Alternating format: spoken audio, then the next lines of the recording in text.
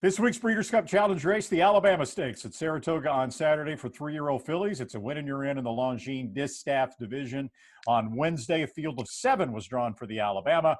En Bhutan, Spices Nice, Crystal Ball, Bonnie South, Swiss Skydiver, who will be the heavy favorite, Harvey Zulagoyle, and Fire Coral. Randy Moss, along with Jerry Bailey, Swiss Skydiver. I think you're looking at probably 1 to 5. I mean, it's only a 7-horse field. She lays all over this bunch on paper. She's coming off 3 really good races. Most recently, a second in the Bluegrass Stakes to Art Collector against the boys. Before that, wins in the Santa Anita Oaks and also the Fantasy Stakes. She can go to the lead. She can sit just off the pace. A lot to like about Swiss Skydiver, especially on Saturday. Yeah, I mean, I agree with you on all points. Whatever she wants to do, she can do. She doesn't have any holes in her. Tactically, she's fine. She gets Tyler Gaffleone instead of Mike Smith, but that's fine too. He won on her already. I think her best race might have been laying second early in the race at Oaklawn Park in the Fantasy, but that's because it was a faster pace. It doesn't matter to her. She's going to be 1-2 early, and I think we both agree that at some point, midway or a far turn, maybe she probably takes the lead, if not at the top of the stretch for sure. And I think she wins, and I think she wins easily. So how do you think Swiss Skydiver, let's just assume now, for the sake of this discussion, that Swiss Skydiver wins the Alabama and looks impressive. This is a really strong year, I think, for 3-year-old fillies as well as 3-year-old colts. You've got Gamine sitting there, and she's really just been spectacular in her last few races for Bob Baffert. You've got Speech for Mike McCarthy, who was second to Gamine in that allowance race at Oaklawn Park. Just by a little bit. Yeah, it was so fast. So a really good bunch of 3-year-old fillies. How do you think Swiss Skydiver would stack up to a filly like Gamine going 1 mile and an 1/8 at Churchill Downs? Well, I mean, that would be the advantage for Swiss Skydiver and the disadvantage for Gamine, if there is one. I mean, Gamine, as we've talked about, has been spectacular in our last 2 races. I mean, off the charts good. But those have been around 1 turn, most recently at 7/8. And we know she's a brilliant sprinter and a brilliant 1-turn filly. But can she do it on a less than speed favoring Churchill Downs at 1 mile and 1/8 at 2 turns? I think she's still going to be tough to beat, but she's not going to be like that, like off the charts, I don't think. I think that leaves the door open a little bit for Swiss Skydiver, who will be latched on her hip early on in the race to run her down through the stretch. I think she's got a better chance of beating Gamine at 1 mile and 1/8 in the Oaks than she does the boys at 1 mile and 1/4 in the Derby, because she's already tried the boys. And Art Collector beat her fair and square, no excuses, in the Bluegrass. So, yeah, I think she, in my opinion, she goes to the Oaks, and she's got the best chance of running down Gamine. Yeah, trainer Ken McPeak has not ruled out the possibility that he'll try her against the boys again in the Kentucky Derby. I agree that the Oaks would be a better spot. I would hate to see her thrown in against Tiz the Law. She's such a hard-trying filly.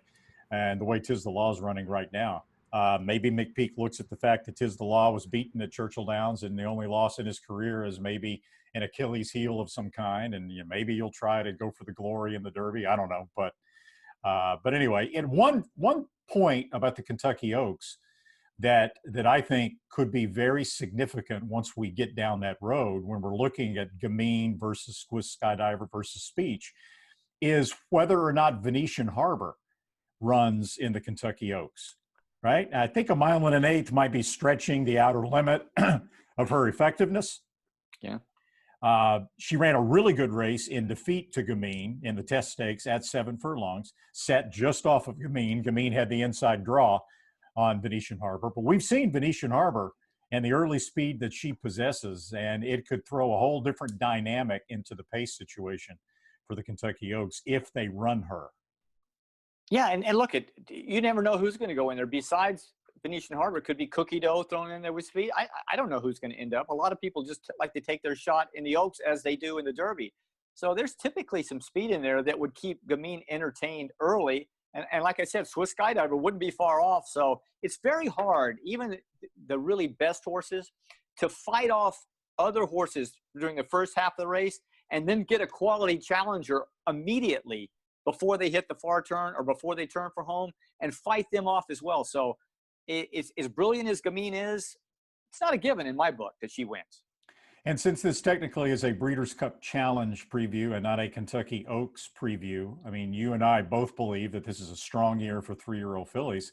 Oh, And yeah. I would have to think that that several of the top 3-year-old fillies out there would have to be primo contenders for the Longines Distaff at Keeneland in November. You've got Midnight Bizou obviously sitting out there. You've got Monomoy Girl sitting Right. out there. But the whole distaff division, top to bottom, when you throw the 3-year-old fillies in the mix, if everyone stays healthy between now and November, it could be a lot of fun. You're right. And, Vexatious, I have the first two, True. as you mentioned. Vexatious, probably 3. And then, Gamine, Swiss Skydiver, and Speech right behind those. And look, this is August still. These 3-year-old fillies have time to get bigger, stronger, faster, mature. So, yeah, I'm with you on that. I think it's going to be like 7, 8 deep in the distaff of quality fillies and mares. All right, back to the Alabama. It looks on paper, to me at least, like the second betting choice will be Crystal Ball. On paper, she deserves to be the second betting choice. The public's going to go for Bob Baffert, listed as the trainer. Sure. That always is good for a couple of points in the wagering. And she's coming off a really good second-place finish. She was beaten ahead on the pace in the Coaching Club American Oaks. That was at 1 mile and an 8. That was at Saratoga, so she's had a race over the track. Paris Lights, the filly that beat her in a photo in that race, is now off the Oaks Trail. I'm not sure about her status for the distaff a little bit later in the year. I didn't look that up before we went on the air, or before we taped this. But it was a good effort for Crystal Ball, and she should be a pace factor up near the front along with Swiss Skydiver. Yeah, and because she's drawn inside Swiss Skydiver, I think she probably go ahead and she goes to the lead, not by a long margin. I mean, Swiss Skydiver would be pretty close to her. But she would have to run a lot better. As good as she ran in the Coaching Club Oaks, she's going to have to run better to beat Swiss Skydiver. I don't know if she can or not, but she's not going to get things her own way. She's going to have pressure, and then she's got to hold off a really, really good filly. I mean, to her credit, when you talk about getting better, she has progressed in all 3 of her lifetime races. The first 2 at Santa Anita, and then obviously coming east for the Coaching Club Oaks at Saratoga. One other filly in the race that we can talk about. We'll talk about a couple more. Spice is Nice, who's coming off a big allowance win, trained by Todd Pletcher. She got a 95 Beyer speed figure in that allowance win at Belmont Park in July. One thing about that number, though, when you go back and you look, it was a faster number than you would have expected. For the fillies in that race. It was by far and away a lifetime best for Spice is Nice by, I think, 11 points.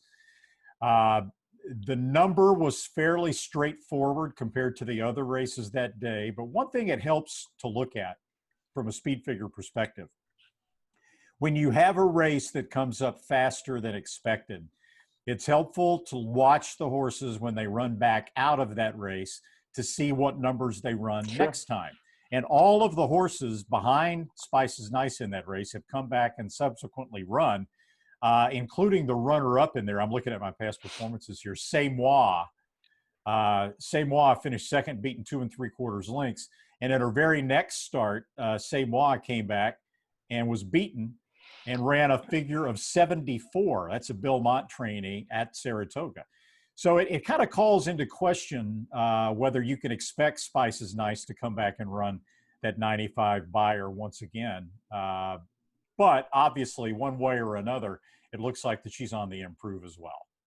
Yeah, well, look, you're the numbers guy. I'll take your word on that. I've always gone by the theory that horses that run in allowance races with big numbers that might put them in the same category as graded stake winners, and then subsequently run against graded stake winners, they don't have the same results. They eyeball better horses, and it's just they don't usually come with that same performance. So if you add my philosophy and your numbers guide together, it makes sense that you might not expect that same kind of performance. Look, at the filly that I thought, because of the distance of 1 1/4, that might have a puncher's chance to be running late is Bonnie South. She was pretty highly regarded early in her career. She's a chestnut filly with a big white face. She's hard to miss coming down the stretch. Last time she was a little closer. She was positioned closer early, I think, in the Ashland.